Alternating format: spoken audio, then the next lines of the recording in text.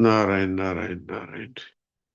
कल के सत्संग का सार बताने के लिए है क्या प्रांजल या नहीं है?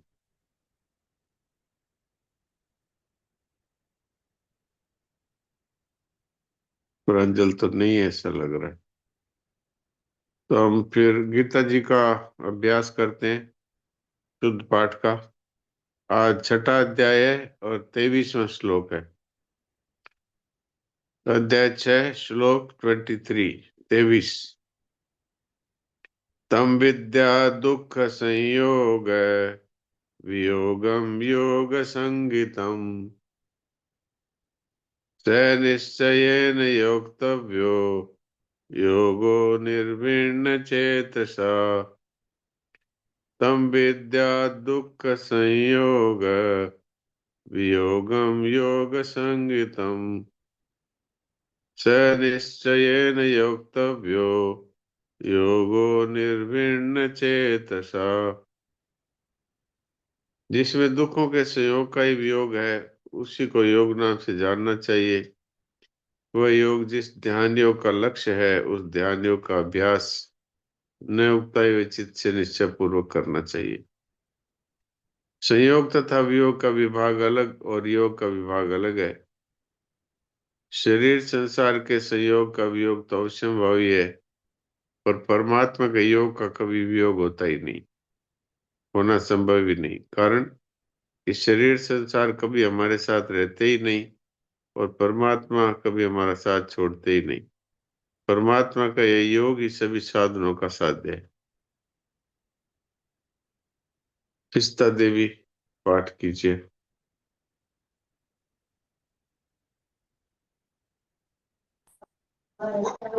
नारायण जी महाराज जी। नारायण नारायण। श्लोक नंबर 23। तम विद्य दुख संयोग वियोगम योग संगीतम स निश्चयेन योक्तव्यो यो निर्विण्ण चित्तसा। गायत्री। नारायण नारायण नारायण नारायण। नारायण नारायण। तम विद्यात दुख संयोग वियोगम योग संगितम स निश्चयेन योक्तव्यो योगर निर्विण चेतसा। योग नहीं है, योगो निर्विण्ण चेतसा है। योगो योगो निर्वण निर्विण चेतसा। ठीक है। नारायण नारायण। सुनील दास जी। राम राम महाराज जी। राम राम। तम विद्याद दुख संयोग वियोगम योग संगितम स निश्चयेन युक्तव्यो योगो निर्विण्ण चेतसा। ठीक। सविता। प्रणाम महाराज। प्रणाम। प्रणाम डॉक्टर साहब। प्रणाम। तम विद्या दुख संयोग वियोगम योग संगितम स निश्चयेन योक्तव्यो योगो निर्विण चेतसा। रेखा। नारायण नारायण। राम नारायण। राम प्रणाम जी सर। राम राम। तम विद्याद दुख संयोग वियोगम योग संगितम स निश्चयेन युक्तव्यो योगो निर्वीण चेतसा। नारायण नारायण। ठीक है। सुलोचना।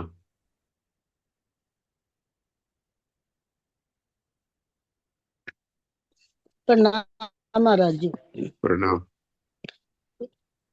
तम विदम दुख संयोग वियोगम योग संगीतम स निश्चयेन युक्त योगो निर्वाण चेतसा।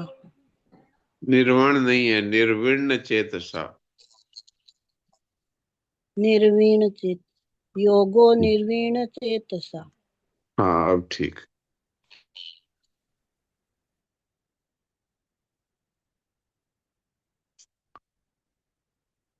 तो आज मंगलवार है तो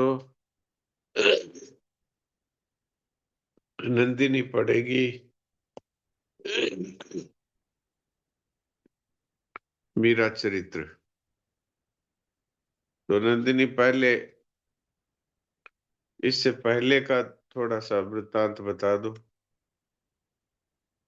राम जी, राम महाराज जी, प्रणाम। राम जी इससे राम। पहले हमने विरह की दारुण दशा में पढ़ा कि मीराबाई अब द्वारिका में है और मीराबाई को अब ठाकुर जी का विरह अत्यंत बढ़ गया है। दिन प्रतिदिन मीराबाई को ठाकुर जी के लिए विरह हो रहा है। उससे उनकी स्थिति और स्वास्थ्य दोनों ही काफी जटिल रहते हैं। तो ऐसे ही एक बार मीराबाई की स्थिति काफी गंभीर हो गई थी। तो उनकी दास दासियों को लगा कि उनके जीवन में, उनके शरीर में प्राण नहीं रहे और वे सब रो रही थी, कीर्तन कर रही थी। तभी एक साधु द्वार पर आते हैं। पर उस साधु द्वार पर आते हैं तो सब उनके चरण स्पर्श करके कहते हैं कि मीराबाई को ठीक कर दें। उनकी दासियां कहती है। तो वे मीराबाई के पास जाकर उनके सर पर हाथ फेरते हैं और उसी समय मीराबाई की पलकें खुलती है। तो थोड़ी देर बाद मीराबाई उन्हें पहचान लेती है कि स्वयं ठाकुर जी ही पधारे हैं। पर ठाकुर जी हंसकर मना कर देते हैं कि मैं तो रमता जोगी हूँ। तो मीराबाई बोलती हैं कि अन्य के लिए हो, मेरे तो श्याम हो। महाराज जी, इससे आगे पढ़ना था पृष्ठ संख्या 371। मीरा हाँ, एकदम उठने लगी यहाँ से। अच्छा, हाँ पढ़िए। प्रश्न संख्या 371 मेरा चरित्र। और ये है नीचे से दो पैरा ऊपर। मीरा एकदम से उठने लगी। मतलब योगी से उन्होंने कहा कि आप प्रसाद पा लीजिए, तो पहले स्नान कर प्रसाद पा ले। योगी ने, आप पहले स्नान कर प्रसाद पा ले। उसने अपने पीछे खड़े सेवक वर्ग की ओर देखा। ये सब भी न जाने कब से उपासे हैं। अच्छा, ये मीराबाई के लिए है।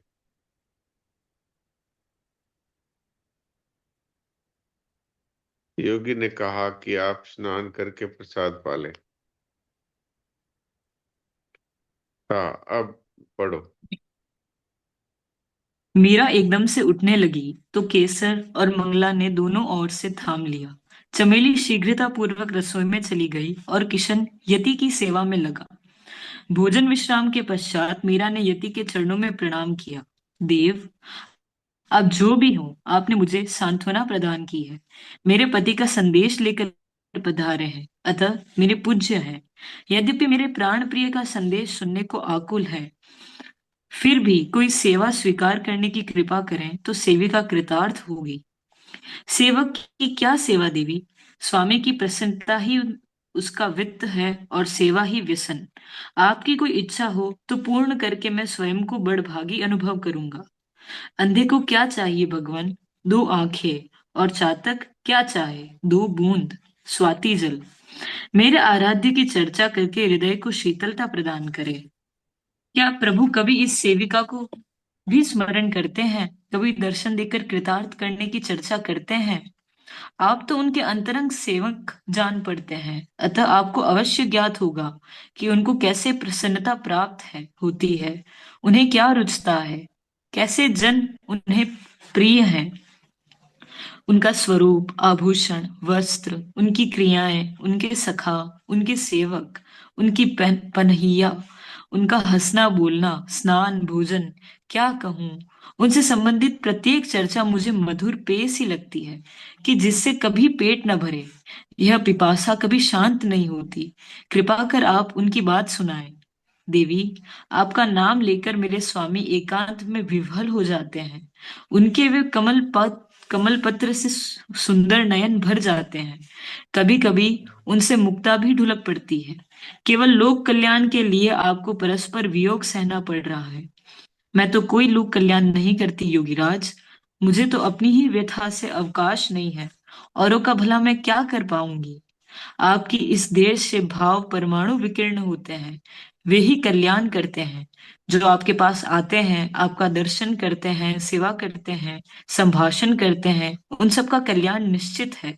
आप जिस स्थान का स्पर्श करती हैं, जहां थोड़ी देर के लिए भी निवास किया हो, वह स्थान इतना पवित्र हो जाता है कि इसके स्पर्श मात्र से ही लोगों में भगवत स्मृति जागृत हो जाएगी। क्या कोई ऐसा दिन होगा भगवान कि प्रभु मुझे दर्शन देने पधारेंगे? मैं अपने विवाह के समय वह रूप भूल नहीं पाती। उसके बाद तो केवल एक बार दर्शन पा सकी। सारी आयु रोते कलपते बीत गई महाराज। श्याम बिना मासु रहियो न जाए, तन मन जीवन प्रीतम वारा बारे रूप लुभाए। खान पान मन फीका लागे, नैन रहा मुरझाए। निस दिन जोवा बाट मुरारी, कबरे दर्शन पाए। बार बार थासु अर्जी करूं, रैन गई दिन जाए। मीरा रे हरि थाम लिया बिन, तरस तरस जिए जाए। क्या कहूं विधाता की गति जानी नहीं जाती। क्या कहूं विधाता की गति जानी नहीं जाती। विद विद नारी न्यारी, दीर्घ नैन मिर्ग को दीना, बदमन फिरता मारी। उजलो वरण बगला पायो, कोयल कीधी नाकारी। नदिया जल निर्मल धारा, समदा कर दीना खारी। मूर्ख जन सिंहासन राजे, पंडित फिरत भिकारी। मीरा रे प्रभु गिरधर नागर, लोग लखत अनारी। क्या कहूं देवी, आपको देखकर ही स्वामी की आकुलता समझ में आती है। आप उनके हृदय में विराजती हैं। चिंता त्याग दे, प्रभु आपको अपनाने शीघ्र ही पधारेंगे और फिर कभी उनसे वियोग नहीं होगा। मुझे यही संदेश देकर भेजा है। योगीराज ने मीरा को सांत्वना दी। मीरा इस संदेश को सुन हर्ष से विह्वल हो उठी। पावों में नूपुर बांधकर वे करताल ले नाचने लगी। सुनियारी मैं तो हरि आवेंगे आज, महला चढ़ चढ़ जोवा सजनी, कब आवे महाराज। दादुर मोर पपीहा बोले, कोयल मधुरा साज।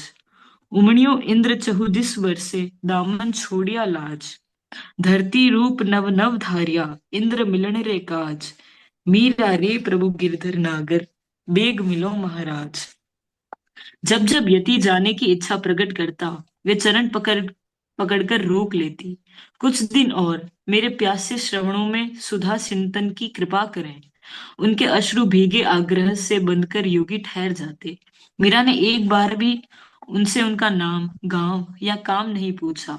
केवल बारंबार प्रभु के रूप गुणों की चर्चा सुनाने का अनुरोध करती, जिसकी एक एक सुधा बूंद सूखी भूमि सा प्यासा उनका हृदय सोख जाता। वे बार बार पूछती, कभी प्रभु अपने मुखारविंद से मेरा नाम लेते हैं? कभी उनके रसपूर्ण प्रवाल अधरों पर मुझ विरहिणी का नाम भी आता है? वे मुझे किसी नाम से याद करते हैं योगीराज? सबकी तरह मीरा ही कहते हैं कि देवी? वे आपको मीरा कहकर ही स्मरण करते हैं। जैसे आप उनकी चर्चा सुनते हुए नहीं अघाती, वैसे ही कभी कभी तो हमें भी लगता है कि प्रभु को आपकी चर्चा करने का व्यसन हो गया है। वे जैसे ही अपने अंतरंग जनों के बीच एकांत में होते हैं, आपकी बात आरंभ कर देते हैं। देवी वैदर्भी ने तो कई बार आग्रह किया आपको बुला लेने के लिए अथवा प्रभु को स्वयं पधारने के लिए। सच कहते हैं भगवान, प्रभु के पाटल वर्ण उन सुकोमल सुधार अधरों पर दासी का नाम आया, कहकर जैसे वे स्वयं प्रभु हो। धीरे से मानो कोई अक्षर पकड़ से खिसक ना जाए, इस तरह अपने नाम का उच्चारण करती। मीरा। मीरा फिर कहती, भाग्यवान अक्षरों, तुम धन्य हो।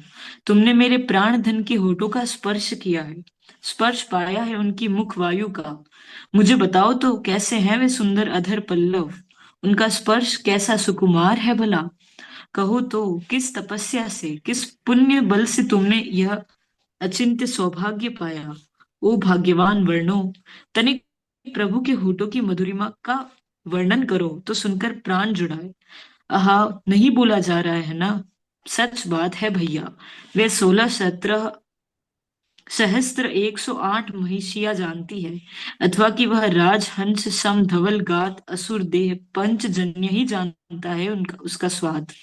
महिषिया तो थकित मौन रह जाती है कहने जाकर भी, पर मुखर पांचजन्य अवश्य उस सुधा मधुरिमा का जयघोष करता रहता है यदा कदा। हम तो भैया तरसते ही रह गए। अब तुम जो आ गए हो वह स्पर्श पाकर, तो तुम्हें छूकर थोड़ा स्वाद हम भी पा लें। है ना इजाजत? वह हंसकर कहती और नेत्र बंद कर मुग्धा सी धीरे धीरे अपना ही नाम उच्चारण करने लगती। उनकी वह भावमग्न दशा देखकर योगी उनकी चरण रज पर मस्तक रख देते। उनकी आंखों से निकले आंसुओं से वह स्थान भीग जाता। एक दिन योगी ने जाने का निश्चय कर अपना झोली डंडा उठाया। मीरा उन्हें रोकते हुए व्याकुल हो उठी। आपके पधारने से मुझे बहुत शांति मिली योगीराज। अब आप भी जाने को कहते हैं, तब प्राणों को किसके सहारे शीतलता दे पाऊंगी। आप न जाए प्रभु, न जाए। एक क्षण मानो विद्युत दमकी हो, ऐसे योगी के स्थान पर द्वारिकाधीश हंसते खड़े दिखलाई दिए। दूसरे ही क्षण अलोप। मीरा व्याकुल हो उठी। जोगी मत जा पाए परु में चेरी तेरी हो। प्रेम भक्ति को पेंडो ही न्यारो, हमको गैल बता जा। अगर चंदन की चिता बनाऊं, अपने हाथ जला जा। जल बल होए भस्म की ढेरी, अपने अंग लगा जा। मीरा के प्रभु गिरधर नागर, जोत में जोत मिला जा। दिव्य द्वारिका, दिव्य दर्शन। वे रात दिन व्याकुल होकर सोचती, कितने दिन प्रभु के साथ रही, पर मैं अभागिन पहचान नहीं पाई। उन्हें योगी समझकर दूर दूर ही रही, कभी ठीक से चरणों पर सिर तक न रखा। हाँ, कैसा अभाग्य मेरा। कहते हैं कि सच्चा प्रेम अंधेरी रात में 100 पर्दों के पीछे भी अपने प्रेमास्पद को पहचान लेता है। मुझ अभागिनी को प्रेम करना आता ही कहाँ है। प्रेम होता तो वे बंध न जाते, योगी होने का नाटक क्यों करते। क्या करूं, कैसे पाऊं उन्हें। जोगिया से प्रीत किया दुख होए, प्रीत किया सुख ना मोरी सजनी, जोगी मीत न होए। रात दिवस कल ना ही परत है, तुम मिलिया बिन मोए। ऐसी सूरत या जगमाही, फेरी न देखी सोए। मीरा रे प्रभु कब रे मिलोगे, मिलिया आनंद होए। पूर्णिमा की रात में उमड़ते हुए समुद्र के ज्वार को देखकर वे उससे बातें करने लगी। रे सागर, तेरी दशा भी मुझसी है। तू कितना भी उमड़े, उताल लहरें ले, किंतु चंद्र तक की दूरी पार करना तेरे बस में नहीं है। ऐसे ही मेरे प्राण पति भी मुझसे दूर जा बसे हैं। मैं गुणहीन उन्हें कैसे रिझाऊं, किसी प्रकार समझ नहीं पाती। मेरा हृदय भी तेरी तरह उमड़ा आता है। न जाने कितनी दूर है वह धाम जहां मेरे प्रभु विराजते हैं। पर भैया, आशा जो नहीं टूटती, इसी कारण प्रयत्न भी नहीं छूटता। हम दोनों समान रोग के रोगी हैं। कहो तो क्या उपाय करे प्रिय मिलन के लिए। कभी टिटहरी, हंस, सारस या पपीहे का स्वर सुनकर उनसे बतियाने लगती। वे गंभीर रात्रि में एकटक सागर की ओर देखती रहती। महाभाग रत्नाकर, तुम उन्हें कितने प्रिय हो। ससुराल होने पर भी वे तुम्हारे यहाँ की स्थायी रूप से रहना पसंद करते हैं। इतना ही मानो पर्याप्त न हो, द्वारिका भी उन्होंने तुम्हारे ही बीच बसाई। अपने प्रभु के प्रति तुम्हारा प्रेम अकथनीय है। मिले होने पर भी तुम निरंतर उनके मधुर नामों का गान करते रहते हो। कहो तो उनके नाम की मधुरिमा कैसी है भला। एक बार भीतर उतरने पर वह कभी छूटती नहीं। आहा, इन्हीं नामों का कीर्तन करते करते, उनके श्यामल स्वरूप का दर्शन करते करते तुम स्वयं उसी वर्ण के हो गए हो। तुम धन्य हो महाभाग्यवान सागर, तुम धन्य हो। मैं अभागिन, अपने प्राण प्रति के दर्शन से वंचित व्याकुल हूँ। तनिक मुझ दुखियारी का संदेश मेरे स्वामी तक पहुंचाने की कृपा करें। उनसे कहना, एक सुंदर सुकुमार किशोर जो अपने को आनक दुंदुभी का पुत्र कहता है, एक दिन जरीदार केसरिया वस्त्रों से सुशोभित अपने श्याम कर्ण अश्व पर सवार होकर मेरे पिता के द्वार पर आया था। मंडप में बैठकर पिता ने उनके हाथ में मेरा कन्यादान दिया। जब एकांत कक्ष में उन्होंने मेरा घूंघट उठाया, बरबस मेरी दृष्टि ऊपर उठ गई। वह रूप, वह छवि कैसे वर्णन करूं। जैसे तुम अगाध हो उदधि, किंतु नहीं भाई, तुम्हारी कोई तो सीमा होगी, कहीं तो था होगी। उनका रूप तो क्षण प्रति क्षण नवीन, प्रति क्षण नवीन सौंदर्य की लहरियां उठती हो। प्रत्येक लहर वैसी ही सीमाहीन सौंदर्य की स्वामिनी और वैसी ही अगाध, इनके साथ वैसा ही सीमाहीन माधुर्य और सुकुमारता। अब तुम ही कहो, मैं कैसे उसका वर्णन करूं। वाणी की गति मति थककर लोप हो जाती है। हाँ, मैं अभी क्या कह रही थी, याद आया। मैं अभी उनकी वह सौंदर्य सुषमा अघाकर पान कर भी नहीं पाई थी कि लज्जा ने पलके झुका दी। सुनो महार्णव, क्या तुमने कभी उनकी वह रत्नारी अखियां देखी है? कभी देखी है उनकी वह अणियारी चितवन? क्या कहा, उसी चितवन की चोट से घायल होकर दिन रात हाहाकार करते हो। सच कहते हो भैया, उस चितवन से अधिक क्रूर बधिक कभी सुना जाना नहीं। अरे बधिक तो एक बार गले पर छुरी फेरकर सब समाप्त कर हट जाता है, किंतु यह तो कभी हटता ही नहीं। इसकी छुरी कभी कंठ से उठती ही नहीं, चलती ही रहती है। और फिर छुरी भी कैसी, सीधी नहीं उल्टी, धार ऊपर की ओर, छटपटाते युग बीत जाए पर न बलि पशु मरे न छुरी रुके। कहो तो यह कैसा व्यापार है। तो तो मैं अभी केवल उस रूप समुद्र की तनिक सी झांकी ही कर पाई थी कि मुझे अथाह वियोग सागर में ढकेल मेरे प्रियतम, मेरे हथेलेवे का चिन्ह, मेरी मांग का सिंदूर, मेरे भाल का कुमकुम बिंदु, मेरे घूंघट की ओट न जाने कहाँ अंतरहीन हो गई। रत्नाकर, उनसे कहना, तब से मैं उस चित चोर की राह देख रही हूँ। मेरा वह किशोर सुंदर शरीर वार्धक्य के प्रहार से जर्जर हो गया है। मेरे सुंदर जानो चुंबित घन कृष्ण केश सन जैसे सफेद हो गए हैं, किंतु मेरा मन आज भी वैसा ही भोली किशोरी की भांति अपने पति से मिलने की आशा संजोए है। तुम उनसे कहना, यह विषम वियोग वन्ही कभी भी इस देह को जलाकर छार कर देती, किंतु आशा, दर्शन की आशा बरखा के रूप में नेत्रों से झरकर उस आग को ठंडी कर देती है। तुम उन द्वारकाधीश मयूर मुकुटी से पूछना, तुमने कहीं उस निष्ठुर पुरुष को देखा है? उनकी विरहणी धान नहीं खाती, उसकी देह जर्जर और आंखें पथ जोते धुंधला गई है। उसकी आशा दिन दिन थकती जा रही है। सागर, तुम उनसे कहना, अब वियोग सहा नहीं जाता, सहा नहीं। वे मूर्छित हो जाती सागर से बात करते करते। कभी उन्हें लगता कि समुद्र के बीच में द्वारिका ऊपर उठ रही है। उसकी परिखा द्वार से श्याम कर्ण अश्व पर सवार होकर मुस्कुराते हुए श्याम सुंदर पधार रहे हैं।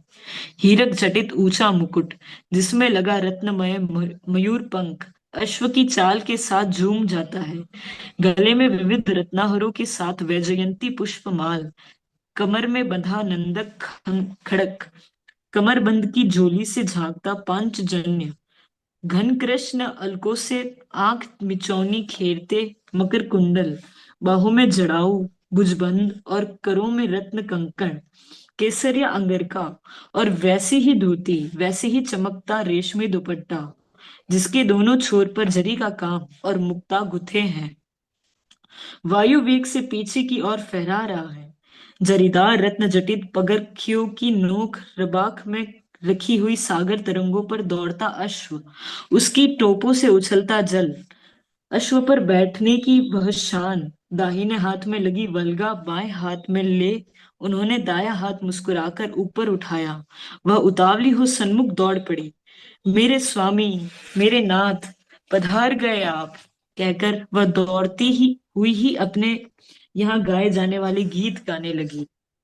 केसरिया बालम हालो नी पधारो मारे देश, पिय पधारिया है सखी काय करूं मनवार, केसर सुपग धोवती मोतियन चौक चुराए, पिय पिय मैं करूं पिय मारे जीवन मारे जीव जरी, थाल भरू गज मोतिया ऊपर नैन धरा, पधारो मारे देश आलीजा पधारो मारे देश। प्राण प्रियतम से मिलने की उत्सुकता में त्वराधिक्य के कारण मीरा जल में जा गिरती। इसके पूर्व ही घोड़े की लगाम खींच गई। गति के झटके से उसके आगे के दोनों पैर ऊपर उठ गए।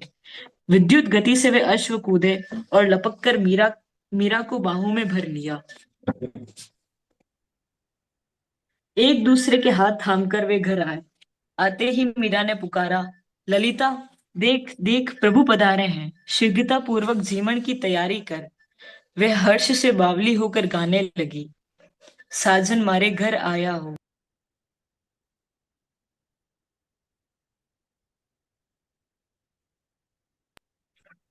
जुगा जुगा मन जोवती विरहिणी पीव पाया हो, रतन करा निछावरा ले आरती साजा हो।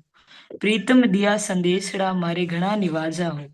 पी आया मारा सांवरा अंग आनंद साजा हो।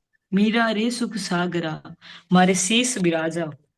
मिलन की उत्साह में वे दिन रात भूल जाती कि वे साधक वेश में निर्धन जीवन बिता रही है।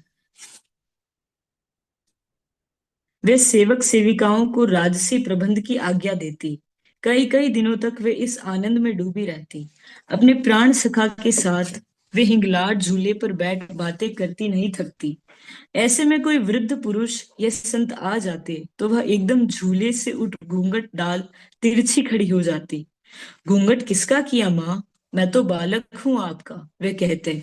मीरा एक हाथ से घूंघट आधा करके श्याम सुंदर की ओर ओट करके मुस्कुराकर लाज भरे नयनों को झूले की ओर तिरछे कर संकेत करती।